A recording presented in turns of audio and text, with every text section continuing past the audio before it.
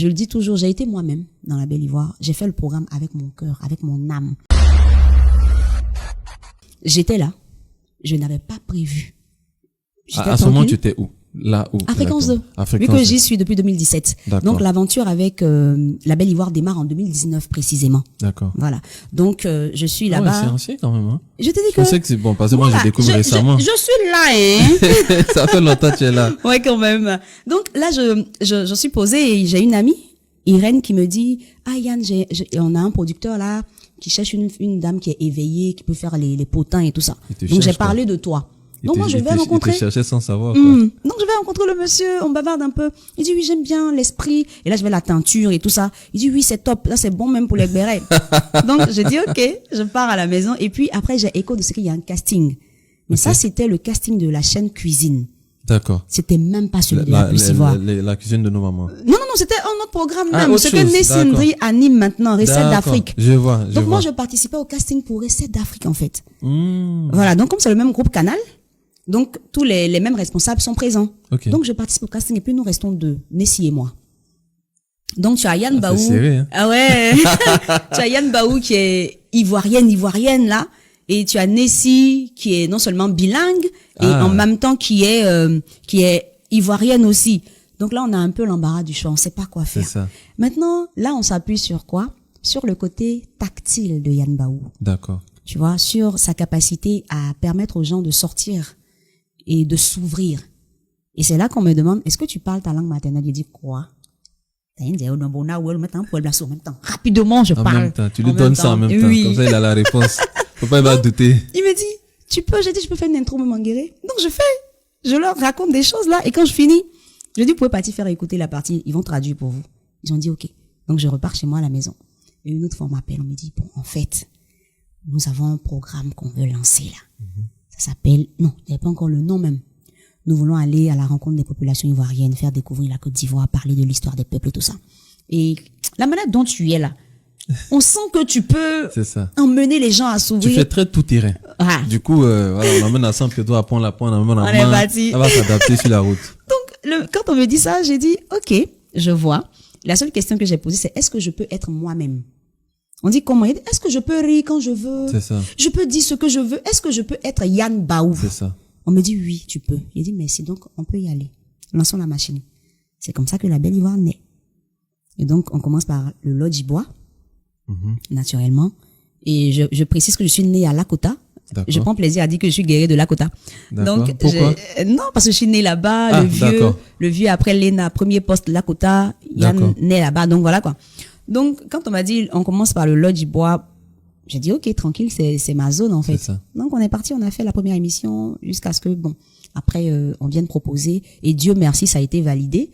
Et je le dis toujours, j'ai été moi-même dans la Belle Ivoire. J'ai fait le programme avec mon cœur, avec mon âme.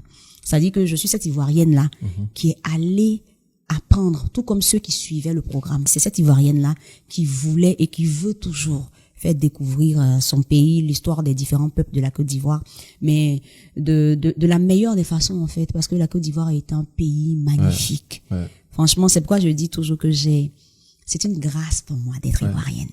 Mais alors l'injustice continue parce que tu pars faire moi je trouve ça injuste. Tu pars faire le casting d'une émission. Et on te met carrément ailleurs. Du coup, de l'autre côté, tu ne fais même plus de casting. Et c'est un programme qui vient, mais... Mais on peut même imaginer qu'il y avait aussi des gens qui étaient venus faire le casting de la Belle Ivoire.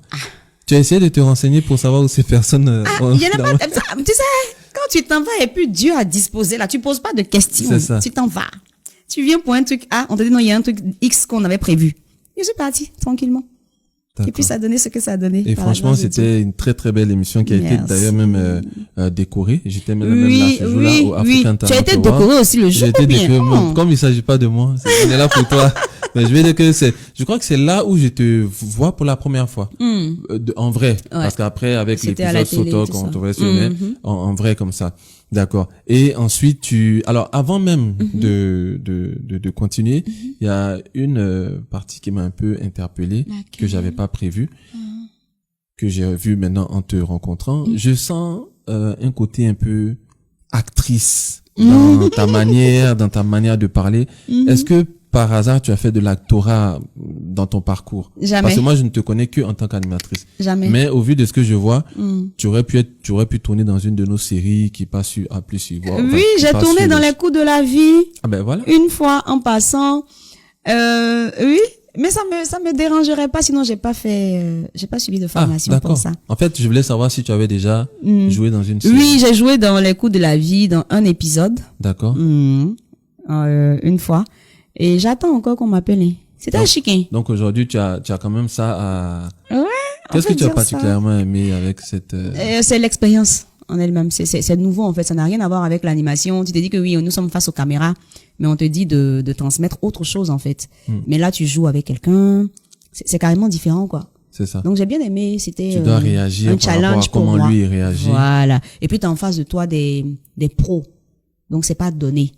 Donc, c'est plus ça, en fait. C'était le côté challenge, le côté défi à relever, parce que tu ne t'y connais pas vraiment, donc tu as un Fangley qui est là qui te dit vas-y, donne tout ce que tu as. Il dit mais le monsieur il te donne quoi? Que veux-tu que je donne, frère? En tout cas c'était une belle expérience. Et moi j'ai l'impression que toutes les émissions que tu animes sont taillées sur mesure pour toi. Parce que quand je vois La Belle Ivoire, c'est découverte, joie de vivre, quelqu'un qui a de l'énergie, qui est dynamique, qui va un peu partout. On va pas prendre quelqu'un qui a besoin de 2 heures pour s'apprêter. Si elle doit aller dans un campement à Grand Laou et qu'elle doit s'apprêter rapidement, ça va être trop compliqué. Par contre, toi, tu as l'air assez dynamique. Ensuite, c'est la cuisine de nos mamans. Voilà. Tu es joyeuse, la cuisine, c'est apporter de la joie, c'est apporter de la bonne humeur. À chaque fois que je regardais l'émission, bon, moi, je regarde pas la télé, j'ai pas de télé, mais quand je regarde sur les réseaux sociaux, je vois que on a l'impression que des fois, c'est ta maman qui est là.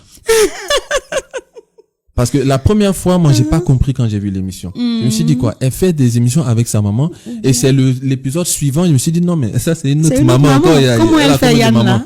Voilà. On a l'impression que finalement, chaque émission est taillée pour toi.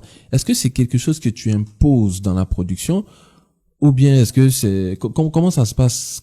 En vrai, quand on doit me confier un programme, t'as vu, je t'ai parlé du casting tout à l'heure de La Belle Ivoire. C'est pareil, c'est-à-dire que quand on allait dans les régions de Côte d'Ivoire là, les gars avec lesquels j'échangeais, que ce soit les chefs, que ce soit les gars pour les sujets enfants du pays, même la maman avec qui je cuisine, je ne les connaissais pas. Je n'avais jamais échangé avec eux auparavant. C'est-à-dire que la manière dont vous regardez la télé et puis vous les voyez la première fois là, c'est comme ça que je les vois la première fois et puis j'échange avec eux aussi. C'est ça. Et c'est pareil pour la cuisine des mamans. Quand je viens, les mamans là, elles viennent de différents pays africains. Je les connais pas. C'est quand on s'assoit là. La maman là, elle s'appelle maman Thérèse. Elle est de tel pays. Ah maman, comment tu vas? J'ai ta fille. Je m'appelle Yann Baou. Donc tu peux m'appeler Yano si tu veux. Ou Yanouche. Voilà. Donc c'est comme ça qu'on fait. C'est ce que je dis aux mamans. Elle aussi. Ma fille, moi, je t'ai déjà vu à la télé. Je t'ai vu, tu vas dans les coins. Il dit, maman, non, c'est moi. C'est moi ici, ta fille, là. Et puis, tu vois, c'est comme ça. Et tu sais, et je lui dis, je vais lui dire toujours, si c'est pas la grâce de Dieu, là, ça là, tu fais ça comment? C'est la grâce de Dieu. Je ne fais rien. Je ne fais rien. C'est-à-dire que quand tu arrives, le Seigneur a déjà aplani les sentiers. Il a déjà incliné les cœurs en ta faveur. Donc quand tu arrives, tu n'as rien à faire. Il a fini de gérer. Depuis je parle là, je te dis, Dieu, c'est sérieux, hein.